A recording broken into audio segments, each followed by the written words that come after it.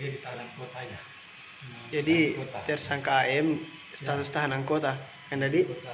Habis menyusui. Tapi kan nanti kita kan perkara limbah nanti lihat lagi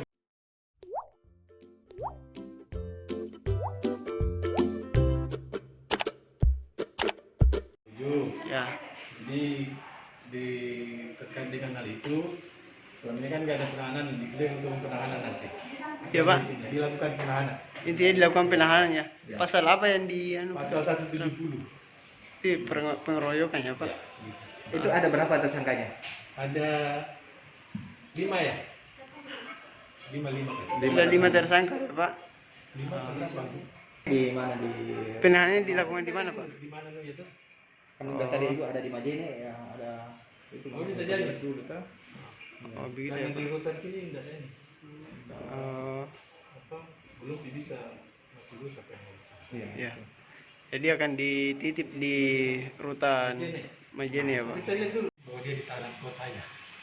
Jadi tersangka AM status tahanan kota kan tadi? Kota. Habis menyusui. Tapi kan nanti kita kan perkara limbah nanti lihat lagi perkembangannya tuh.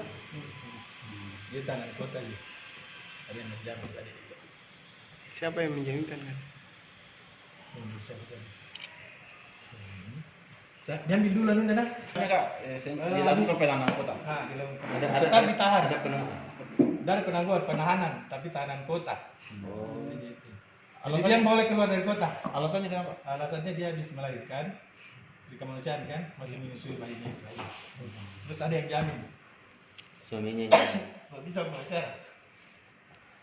Begitu kan tadi? Ya. Tetap ditahan namanya tahanan kota itu. Cuma kan kalau tahanan kota itu hitungannya nanti Berapa 1/5. Kalau tahanan rumah 1/3 tuh. Jadi hitungannya 5 hari di kota, 1 hari tahanan rutan 1/5. Kalau rumah 1/3. Begitu. Tapi tetap terlanjut kan dia dihitung tahun gitu. Tetap perhitungannya. Cuma di sisi kemanusiaan itu aja tuh.